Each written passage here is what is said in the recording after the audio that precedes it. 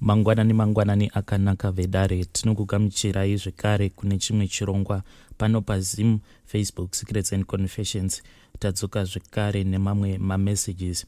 Regai tibva tapinda mumamessages atadzoka takakubatirai. Hanzi, hello mukoma, please post for me as ID.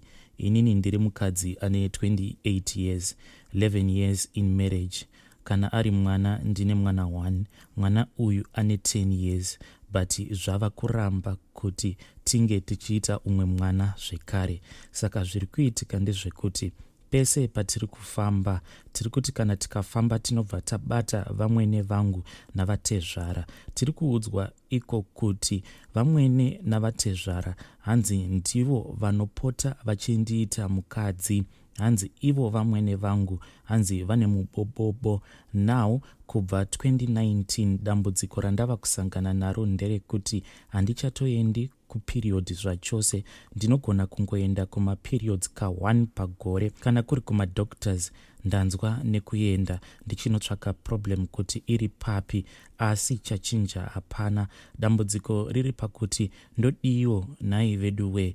Pese pandiri kufamba ndinongonzwa kuti vamwene vangu ndo vari kukonzeresa dambudziko iri randiri kusangana naro rekusakwanisa kubatira pamuviri zvekare nekusaenda kumaperiods. Murume wangu ndinomuda, asi dambudziko riri kunyanya kundirwadza nderekuti handichakwanisi kuendawo kumaperiods. Apa kana ndikatarisa zera racho randiinaro, now I am 28 years, ndobva ndatonzi ndatogumawo here kutevera. Asi murume zvake ane umwe mwana waakaita neumwe mukadzi. Vana ava vana 3. Zvinhu izvi zvakaitika inini ndisati ndavapo. Ndodiwo pakadai kuti murume wangu ange achibvuma kuti ngatifambe, nekuda kwekuti nawo kana ndikamuti ngatifambe iye haadi. Veduwe ndibatsireiwo, pangava paine future here apa. Murume wacho iye asingaoni kuti ndiri kushungurudzika from 2019. Zvese zvandiri kusangana nazvo iye anoita kunge zviri normal. Please help me with ideas vedare, nekuda kwekuti ndapererwa. Apa inini ndiri nherera, handina vabereki. I thank you mkomanashi. Ndichafarawo kana kuri kunzi mukaisawo nyaya yangu mudare ndikwanise kuwanawo help. Vedare ndo message yandakatumidzirwa navahanzvadzi vedu iyo. Hanzi ndakagumisidzira kutevera muna 2019. Please ngativabatsireiwo mucomment section. Regai tibva taenda panyaya yedu inotevera. Nyaya yedu inotevera yakamira sekudai. Hanzi mukomanashi, makadii henyu nedare rose. Chekutanga ndechekuti ndinoda kukukwazisai nemuzita ramambo wedu Jesu. Nyaya yandinodawo kuziva ndiye kudai. Pane vanozivawo here? Kana variko ndinokumbira kuti vange vachindibatsirawo. Maprofita aya anozokurumbira vakazvigona sei kuti vakwanise kuzogamuchirika kuvanhu kuti vanokwanisa kubatsira. Nekuti iniwo hangu panguva dzandinonamata ndine nguva dzekuti ndinenge ndichinzwa munzeve dzangu ndichiudzwa mashoko akawandisa chose. Apa ndinenge ndichiudzwa kuti kana ndikaenda kuzvipatara izvozvo zvakaita separere nyatwa ndichienda kunonamatira vanhu vanorwara vanokwanisa kubva vapora. Zvekare ndinonzwa ndichiudzwa mashoko ekuti vaya vasingakwanisi kuita vana, kana ndikavanamatira Mwari anokwanisa kuzovapawo vana. Chero mukava muri muchechi chaimo, ndakazoti ndataura zvose zvandainge ndichinzwa kutaura mukereke kudai, ndakabva ndanzi namufundisi chii chiri kuitika. Ndokubva ndavaudza zvikanzi imi nekuda kwezvamunonzwa shuwa munenge muchinzi muzvitaure, but vanhu kuti vange vachigamuchira kwamuri hazviiti. So munoudza inini samufundisi wenyu.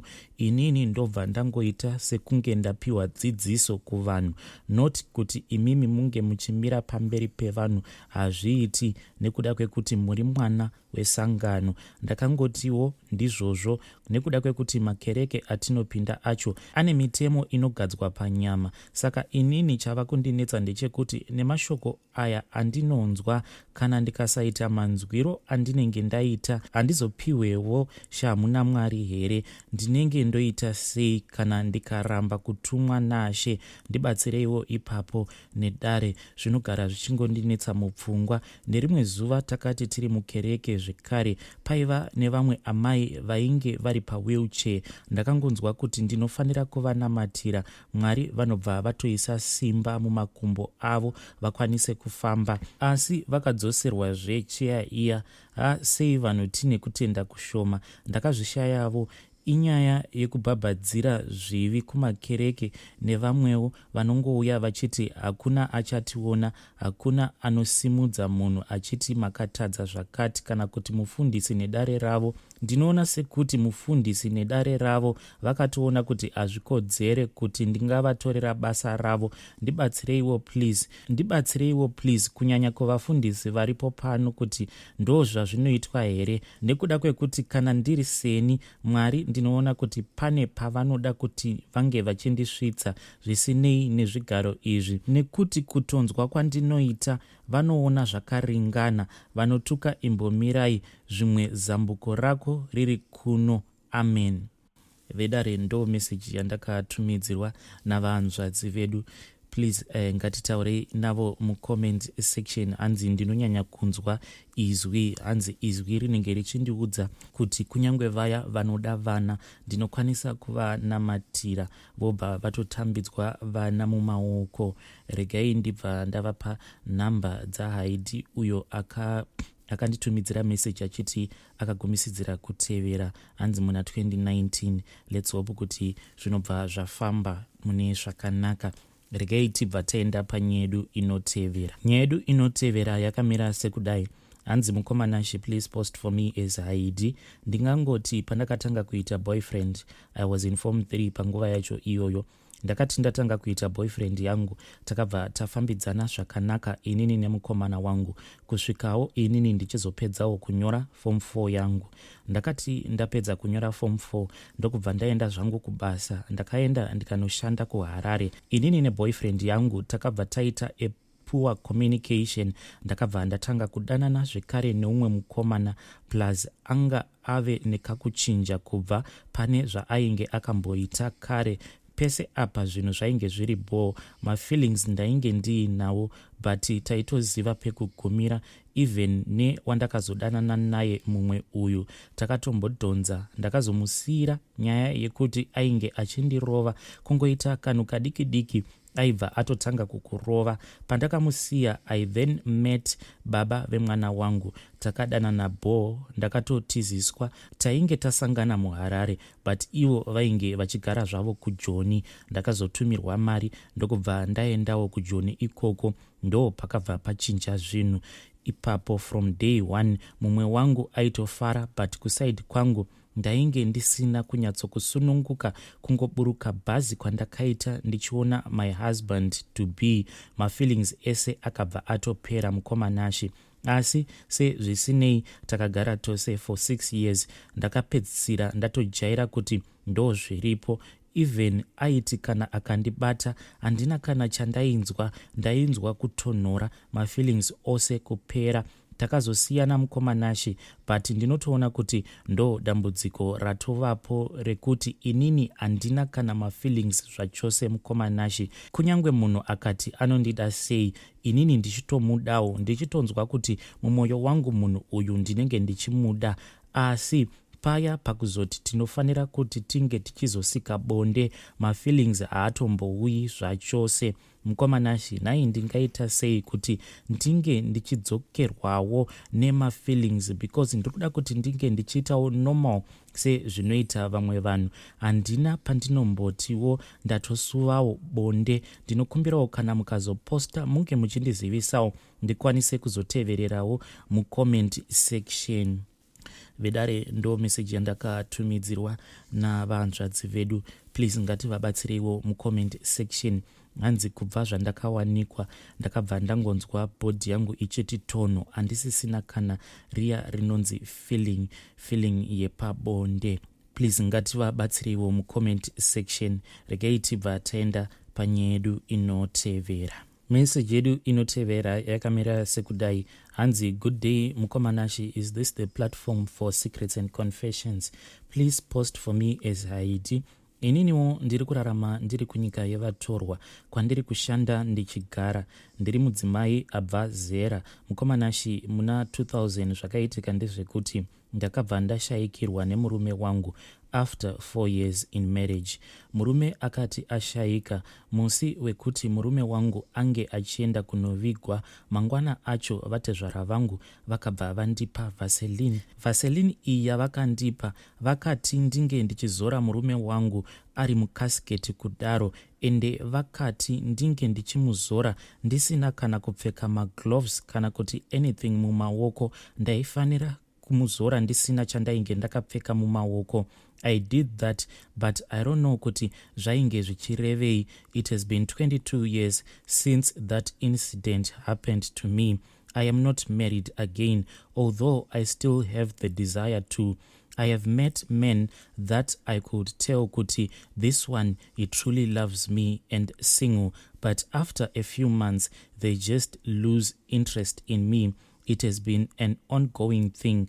I need help. Please post my issue. Pamwe pakuzora mafuta kwandakaitiswa murume wangu paainge ari mu coffin, pane zvakwaireva. Ndinotodawo rubatsiro padare. Kana paine anozvizivawo kuti izvi zvandakaitiswa zvainge zvichirevei, please ndinokumbirawo kuti ange achindibatsirawo. Ndiri munhu akazvichengeta. Ndinongova nemwana 1 wandakaita nemurume wangu asati ashayika. I live a good comfortable life, but ndinoda kuti ndinge ndichizoitawo murume muupenyu hwangu. Kana paine anokwanisa kundibatsira, please let me know when you have posted my issue. Vedare ndo message yandakatumidzirwa navahanzvadzi vedu. Please ngatitaurei navo mucomment section. Hey, zvakangoma azvo vedu we. Regai tibva taenda panyaya yedu inotevera. Nyaya yedu inotevera yakamira sekudai. Hanzi, makadi zvenyu mukomanashi, inini ndinoda kureurura kuti pandakatanga kupindawo muno muSouth Africa ndakasvikirawo mumaoko asisi vangu. Saka ndakati ndagara nasisi, ndo pandakabva ndaona kuti sisi vaiva munhu ainge asingaende kubasa. Zvose nabamukuru vaiva vanhu vainge vasingaende kubasa. Zvaindinetsa kuti kosisi nabamukuru vanomboita basa rei. Saka pane umwe musi sisi nemurume wavo pavakazopindane nemutauni, ndo pandakabva ndaziva kuti sisi nabamukuru vaiva vanhu vaya vatingangoti vaiita zvekuba mumashop, vaya vanonzi mashoplifters. Patakapinda muPick n Pay ndainge ndichitofungidzira kuti zvimwe kuda pane grocery ravari kuda kutenga. Ivo sisi nabamukuru havana kundizivisa kuti tainge tatopindira muPick n Pay kuti tinge tichiita shoplifting. Zvavakaita ndezvekudai, takati tatenderera, ende inini ndini ndainge ndichipusha trolley iya ine nzvimbo 2 dzekuisira grocery, zvekuti zvimwe unenge wakaisa pamusoro, zvimwe zvacho unenge wakaisa pabasket rinenge riri pazasi. Saka pamusoro bamukuru vakangonhonga, I think ainge angori malace nekachocolate. Pazasi ndokubva vaisa imwe 10 kg yehupfu ipapo, ndokubva tafamba zvedu tichienda kuTiu. Saka inini handina kana kumbogara ndazvinotisa kuti tiri paTiu paya ivo bamukuru vakangobhadhara malace chete, ndokubva vadzosera chocolate. Ndokutopusha paya trolley ndichifungidzira kuti bamukuru vainge vatobhadhara zvose zvandainge ndichisunda zviri mutrolley imomo. Takatonodarika nepana security. Iyewo security haana kana kumboita hanya nekuti ange achicheka mareceipts edu. Takazoti tabuda muparking ndo pandakazoona bamukuru nasisi vachitanga kuseka. Pandakavabvunza kuti vainge vachisekei, ndo pavakabva vandiudza kuti waba hupfuka iwewe muPick n Pay, ndokubva vandirakidza receipt. Zveshuwa ndakabva ndaona kuti bamukuru vainge vangobhadhara malace chete. Kubva musi iwowo ndainge ndava kungoramba pose pandainzi nasisi nabamukuru handei kumashops, ende ivo bamukuru nasisi vainge vachiti pavanodzoka kana vakaenda kunana game kunana spa vaitodzoka vakazadza maroll on, manivia nezvimwe zvinhu zvakasiyana muhomwe dzavo. Pandakaona kuti ndo upenyu uyo wainge huchiraramwa nabamukuru nasisi, ndakabva ndazongotsvaka hangu basa restay in, ndokubva ndabva pamba pabamukuru nasisi. asi ndakazoti ndabva pamba pabamukuru nasisi, ivo sisi vakabva vati, ndinoda kuti unge uchichengetedza secret iyi, usafa wakaudza kana ani zvake weukama kuti ndo zvandinoita kuno. Panguva yacho mukomanashi, sisi nabamukuru vaitova neshopu yavo iyo yavainge vakatanga, nekusazivawo kuti vainge vakatanga shopu iyoyo nemagroceries avainge vachiba mumashops. Nanhasi zvangu handina kana munhu wandakamboudza kuti sisi nabamukuru ndo upenyu hwavo hwavari kurarama vari muno mujoni. Iko zvino ndinotoona kuti bamukuru vanenge vakazotogirajueta kutoita mbavha yemakoko, nekuti pane umwe musi wandakaenda ndichiti ndiri kunoshanyira bamukuru nasisi, ndikasvika bamukuru vachitobudawo, but bamukuru vakazotodzoka I think somewhere kuma 3 am apa vainge vakatakura rimwe ziTV zihombe hombe rainge riri zinyowani. Ndinofungidzira kuti pane shopu yavainge vapaza vakanotora ziTV iroro. ZiTV iroro mukomanashi rakabva rangoputirwa ndokubva ratoendeswa kumabhazi rikatoenda kuZimbabwe. Mukoma ndo secret yangu iyiwo yandakasangana nayo pandakapindawo muno mujoni. Vedare ndo message yandakatumidzirwa nemwanasikana uyu. Zvakangooma hazvo veduwe, asi ngatitaurei naye mucomment section. Oramba here akachengetedza secret iyi kana kuti ongozvifumura? Zvakangooma hazvo veduwe.